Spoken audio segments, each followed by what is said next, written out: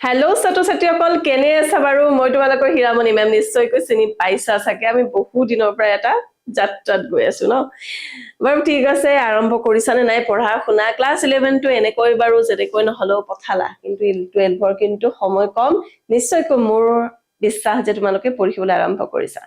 তেন্তে বলা আজি আমি এটা নতুন টপিক মানে আমি হেলো এলকেন হেলো এৰিন পঢ়ি আছিলো নিশ্চয়কৈ তোমালোকৰ মনত আছে আৰু সেইটো অনুযায়ী আমাৰ নেক্সট টপিক এনচিইআৰটি মতে যেটো নেক্সট টপিক সেইটো আমি পঢ়িম আৰু সেইটো হৈছে আমাৰ nature of carbon halogen bond so chemistry ন মই কোনো বাৰে বাৰে যে বুজি পোৱাটো খুব বেছি জৰুৰী ধৰি লোৱা আমাৰ R আছে যিকোনো CH2 আছে X আছে যিকোনো আছে মুঠতে আমাৰ টাৰ্গেটেড পাৰ্ট হৈছে আমাৰ এই কাৰ্বন আৰু এই হেলোজেন পাৰ্টটো ঠিক আছে সো সোৱা কাৰ্বন আৰু হেলোজেন পাৰ্টটো কিয় ইম্পৰ্টেন্ট যেহেতু আমি ৰিএকচন বিলাক এতিয়া আমি চাম ৰিএকচন বিলাকত কি হয় এটা ৰিএকচনত প্ৰথমতে বন্ড ব্ৰেকডাউন হয় তাৰ পাছতে নিউ বন্ড ফৰ্মেশন হয় ঠিক আছে মেকানিজমবোৰ তেনেকেইটো যায় পুৰণাটো আগে বন্ড ভাঙে তাৰ পাছত নতুনটো আৰম্ভ হয় আৰু এইটোক লৈ মই খুহুটিয়া কিছুমান এক্সাম্পল দিম বাৰু ওয়েট কৰা ওকে তো প্ৰথমতে চোৱা আমাৰ কনসেন্ট্ৰেট কৰিব লগা পাৰ্টটো হৈছে এইটো বন্ড এই কাৰ্বন হেলোজেন বন্ডটো মই বাৰু আৰু অলপমান ডিস্টিংক্ট কৰি দিছো সাপোজ হাইড্ৰোজেন দুটা ইয়াতে আছে আৰু আমাৰ টাৰ্গেটেড পাৰ্ট হৈছে এই কাৰ্বন হেলোজেন বন্ড ইয়াতে চোৱা এই বন্ডটোৰ নেচাৰটো কেনেকুৱা ই কোভেলেন্ট নে আয়নিক নে কেনেকুৱা কি কথা যেটো কাৰ্বন হয় আমি ডেফিনেটলি জানো ই কোভেলেন্ট বন্ড হয় কিন্তু তাৰ নেচাৰটোত আৰু অলপমান বেলেগ কেৰেক্টাৰ এটা আছে কিয় জানানে এই কাৰ্বনটো হৈছে ইলেক্ট্ৰোপজিটিভ এতিয়া আমাৰ এটা শব্দ আহিল ইলেক্ট্ৰোপজিটিভ কি বস্তু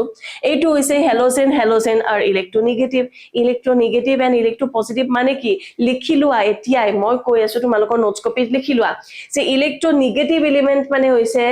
যাৰ ইলেক্ট্ৰন পেয়াৰ একসেপ্ট কৰা টেন্ডেন্সি আছে হেলোজেন মানে কি হেলোজেন হৈছে গ্ৰুপ নাম্বাৰ 17 ৰ এলিমেন্ট বিলাকক আমি হেলোজেনস বুলি কওঁ হয় নে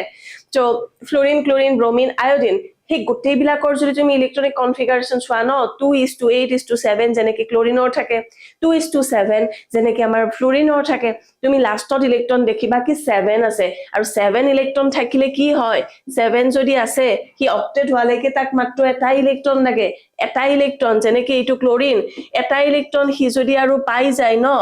তেতিয়া হলে তোমাৰ হি হৈ যাব ক্লোৰিন মাইনাস মানে হি হৈ যাব কিমান এটা ইলেক্ট্ৰন পালে 8 হৈ যাব মানে অক্টেট হৈ যাব Cl মাইনাস হৈ যাব ঠিক তেনেদৰে Florin minus bromine minus iodine minus গোটেইকেইটা কি হয় এটা টেন্ডেন্সি আছে যে ইলেক্ট্ৰন মাত্ৰ এটা লাগে কিবাকে ঠিক আছে কিন্তু এটা চোৱা এতিয়া এটা কম্পাউণ্ডত যেতিয়া হেলোজেনটো থাকিব তেতিয়া তাৰ কি হয় এই বন্ডটোত এটা ইলেক্ট্ৰন নিজৰে আছে হেলোজেনৰ আৰু এটা ইলেক্ট্ৰন কাৰ আছে কাৰ্বনৰ আছে তো তাৰ টেন্ডেন্সি কি দেখিব এই গোটেই ইলেক্ট্ৰন পেয়াৰ মিন্স দুটা হে পেয়াৰটো যদি হি নিজৰ ফালে টানি নিব পাৰে তেতিয়া হলে হি কি হ'ব ষ্টেবল হ'ব আৰু এই প্ৰপাৰ্টিটো কোৱা হয় ইলেক্ট্ৰোনেগেটিভ এতিয়া চোৱা ই যদি নিজৰ ফালে টানি নিয়ে ই কি হৈ যাব ডেল্টা নেগেটিভ তো ইয়াৰ পৰা গ'ল ন কাৰ্বনৰ পৰা এটা গুচি গ'ল নহয় সেই কাৰণে ই হ'ব ডেল্টা পজিটিভ এতিয়া মই কিয় বাৰু ডেল্টা দিছো মানে মেম কিয় ডাইৰেক্টলি নেগেটিভ পজিটিভ নিদিলে কি এইবিলাক বাৰে নতুন বস্তু দি থাকে তো শুনা ছাত্ৰ-ছাত্ৰীসকল এইবোৰ এনেই মই নিজৰ ইচ্ছামতে দিয়া নাই ডেল্টা মানে কেতিয়া ইউজ হয় জানানে যেতিয়া এটা সহযোজী বান্ধনী থাকে যেতিয়া এটা কোভেলেন্ট বন্ড থাকে তেতিয়া বস্তুটো ন ইলেক্ট্ৰন বিলাক ডাইৰেক্ট শিফট হ'ব নোৱাৰে তেতিয়া ইলেক্ট্ৰনবোৰ পাৰ্শিয়ালি শিফট হয় আৰু এই পাৰ্শিয়াল পজিটিভ আৰু পাৰ্শিয়াল নেগেটিভ টু বুজাবৰ কাৰণে আমি ডেল্টা পজিটিভ আৰু ডেল্টা নেগেটিভ ইউজ কৰো মানে এতিয়া কি বুজিলা যে কাৰ্বন হেলোজেন যিডাল বন্ড আছে সেই বন্ডটোৰ নেচাৰটো হৈছে কি পাৰ্শিয়ালি আয়নিক ওকে তোমালোকে নিশ্চয়কৈ বুজি পাইছা হয়তো তো তাৰ পাছত আৰু এটা কথা মনত ৰাখিব লাগিব যে ঠিক আছে বাৰু মেম এই হেলোজেনটো বাৰু একসেপ্ট কৰিলে কিন্তু সকলোবোৰ হেলোজেনৰে বাৰু সকলো মানে বন্ড একসেপ্ট কৰা টেন্ডেন্সিটো বাৰু একেই থাকিব নে ডেফিনেটলি নাথাকে এইখিনি ক্ষেত্ৰত আমি কেইটামান আকো বস্তু জানিব লাগিব সেইকেইটা হৈছে আমি সাইজ অফ হেলোজেনস এতিয়া মোক কোৱা তোমালোকে ফাৰ্স্ট অফ অল ভিডিওটোত এইখিনি পৰ্যন্ত চোৱাৰ লগে লগে পজ কৰা আৰু লিখা মোক কমেন্টত যে সাইজ অফ হেলোজেন কি হ'ব কোনটো সবতকে সৰু হ'ব কোনটো সবতকে ডাঙৰ হ'ব তো বাৰু তোমালোকে লিখি থাকা পজ কৰি মই বাৰু বুজাই আছো চোৱা গ্ৰুপ নাম্বাৰ 17 ত আমাৰ থাকে ফ্লোৰিন ক্লোৰিন ব্ৰোমিন আয়োডিন আমি জানো যে পিৰিয়ড এটাত আমাৰ পিৰিয়ডটো কেনেকুৱা থাকে পিৰিয়ড টেবলখন এনেকুৱা টাইপৰ আছিলে ন মনত আছে নে একবাৰ চাই লবা যিমানে আমি লেফট টু ৰাইট গৈ থাকো ন আমাৰ এটমিক সাইজবোৰ কি হৈ যায় সৰু হৈ যায় কি হ'ব এইবিলাক সব বস্তু বেছি ডিটেইলছত বুজাই দিম আৰু এটা ভালকৈ উদাহৰণেৰে ঠিক আছে আৰু কি হয় ডাউন দা গ্ৰুপ আমাৰ কি হয় এটমিক সাইজ ইনক্ৰিজ হৈ যায় থাকে আৰু সেই কাৰণে কি হ'ব ফ্লোৰিনৰ পৰা ক্লোৰিন ব্ৰোমিন আয়োডিন যেতিয়া যাব ন তললৈকে তাৰ কি হ'ব এটমিক সাইজটো ডাঙৰ হৈ যাব তো সেই কাৰণে তোমালোকে মনত ৰাখিবা যে এই অৰ্ডাৰটো ইয়াতো ফলো হ'ব মানে সবতকৈ ডাঙৰ কোনটো হ'ব আয়োডিন হ'ব আতকৈ ডাঙৰ তাৰ পাছত ব্ৰোমিন তাৰ পাছত ক্লোৰিন তাৰ পাছত ফ্লোৰিন এই অৰ্ডাৰটো মই বাৰু উদাহৰণে তোমালোকক বুজাই দিম বহুত ইন্টাৰেষ্টিং এটা উদাহৰণ আছে এইবোৰ শুনিব লাগিব বহুত অধ্যায় আছে হীৰামণি শৰ্মা মেম তোমাৰ এনেই নহয় ঠিক আছে ছাত্ৰ ছাত্ৰীৰ প্ৰিয় হয় এনেই নহয় তোমালোকৰো প্ৰিয় হম দুদিনমান পাছত কাৰণ কিয় জানানে এনেকুৱা কিছুমান এক্সাম্পলছ দিম ন তোমালোকৰ মানে নিজৰে ভাল লাগিছে বখনি বাৰু এইবোৰ পাবৰ বাবে তোমালোকে সাবস্ক্ৰাইব কৰিব নাপাহৰিবা দেই চেনেলটো কাৰণ সেইটোৱে মোৰ মানে মেইন মানে উৎসাহ তাৰ বাহিৰেনো কিনো আৰু মই খুজিছো তোমালোকৰ পৰা টকা পইচা একো খোজা নাই এনেই ফ্ৰী অফ কষ্ট মই তোমালোকক টিউচনে কৰি আছো বাৰু যি নহওক বহুত কথা পাতিলো সাইজ অফ হেলোজেন কি হ'ব আয়োডিন সবতকৈ ডাঙৰ ব্ৰোমিন ক্লোৰিন ফ্লোৰিন সেইবিলাক সৰু হৈ যায় থাকিব এটা কথাটো হৈছে বন্ড এনথালপি কেনেকুৱা হ'ব বলে মেম এইবিলাকতো বুজি পালো বন্ড এনথালপিৰ কথা কওকচোন অলপমান এটা কথাটো হ'ল কিছুমানে আকৌ ক'বলে বন্ড এনথালপিটো লিখিলে মেম বন্ড এনথালপি মানে বা কি এটা চোৱা ছাত্ৰ ছাত্ৰীসকল বন্ড এনথালপি মানে এনথালপি শব্দটোৰে মিনিংটো হৈছে energy change okay so bond enthalpy মানে এটা বন্ড ব্ৰেক কৰাৰ বাবে কিমানখিনি মিনিমাম এনাৰ্জিৰ প্ৰয়োজন সেইটো হৈছে বন্ড এনথালপি মানে তোমাৰ এনেকুৱা ধৰণৰ ধৰা RX আছে ধৰা বলে মেম R ফ্লোৰিন আছে এটা আছে R ক্লোৰিন এটা আছে R ব্ৰোমিন আছে আৰু এটা আছে R আয়োডিন মেম কোনটোৰ বন্ডটো সবতকৈ বেছি ষ্ট্ৰং হ'ব মোক সেইটো কক এনেকৈ যদি মোক তোমালোকে কোৱা তেতিয়ালে কি হ'ব বন্ড এনথালপি কাৰ তাতে হাই হ'ব কোৱাচোন মোক এইখিনিতে আমাৰ আহিব ফ্ৰী আমি যে অলপ আগতে পঢ়িছিলো সাইজৰ কথা সাইজ সবতকৈ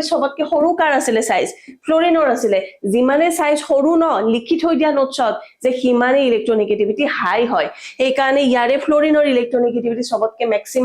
ম্যাক্সিমাম যদি হয় তেতিয়া হলে কি হ'ব এই বন্ডালৰ প্ৰতি তাৰ আকৰ্ষণটো সবতকৈ বেছি মানে ই সবতকৈ ষ্ট্ৰং হ'ব তাৰ পাছত এনেকে যাব তাৰ বন্ড এনথালপি যদি এতিয়া মই খুদু যে বন্ড লেংথৰ কথা কোৱাচোন বন্ড লেংথ কোঠাই হ'ব তেতিয়া হলেও আমাৰ কি হ'ব বন্ড লেংথৰ ক্ষেত্ৰত এই কনসেপ্টটো উল্টা হৈ যাব কাৰণ যিমানে এট্ৰাকচন বাঢ়িলে দূৰত থাকিব নে ওচৰত থাকিব মোক কোৱাচোন এট্ৰাকচন কাৰোবাৰ প্ৰতি থাকিলে তোমাৰ কোনোবা ফ্ৰেণ্ডৰ প্ৰতি এট্ৰাকচন আছে তো সেই ফ্ৰেণ্ডজনৰ তুমি দূৰে দূৰে ঘূৰিবা নে ওচৰত থাকিবা ডেফিনেটলি ওচৰত থাকিবা তেতিয়ালে সেই কথাবোৰ মগজুত তেনেকে ভাবিবা যে বন্ড লেংথৰ কথা যদি মই কওঁ তেতিয়ালে কি হ'ব এই ফ্লোৰিন আৰু আৰৰ মাজতো এট্ৰাকচনটো হাই আছে ন তো হিয়াৰ বন্ড লেংথটো সবতকৈ কম হ'ব মানে এইটো এনেকে আগবাঢ়ি যাব ঠিক আছে অকমান বুজি পাইছানে এই সকলোবোৰ কনসেপ্ট ন এটা আনটোৰ লগত জড়িত হয় সকলোবোৰ কনসেপ্ট আমাৰ পিৰিয়ডিসিটিৰ লগত জড়িত পিৰিয়ডিসিটি মানে কি যে আমাৰ পিৰিয়ডিক টেবলখনত থকা এলিমেন্টবোৰৰ প্ৰপাৰ্টিৰ যেটো আমাৰ এটা ৰিলেশন সেইটোৱে হৈছে আমাৰ পিৰিয়ডিসিটি তো এই কথাবোৰ জানিবৰ বাবে সাংঘাতিকভাৱে তুমি জানিব লাগিব first of all size of the element সাইজৰ লগতে এই সকলোবোৰ কথা জড়িত হৈ আছে ঠিক আছে নিশ্চয়কৈ তোমালোকে এইখিনি বস্তু বুজি পাইছা আৰু সেই কাৰণে আসলতে এই বস্তুখিনি মই কিয় বুজালো এইখিনি বুজোৱাৰ অৰ্থটো হৈছে যে আমি নেক্সট আমি ৰিএকচন পাম যেটো ম্যাক্সিমাম ষ্টুডেন্টে ভয় কৰে যে আমি এবাৰ পাম প্ৰিপাৰেচন অফ হেলো এলকেনছ পাম ঠিক আছে তো প্ৰথমতে এইখিনি কথাৰ ওপৰতে বেছ কৰি আমাৰ প্ৰিপাৰেচনখিনি গোটেই হ'ব যে কোনডাল বন্ড ব্ৰেক হ'ব কোনডাল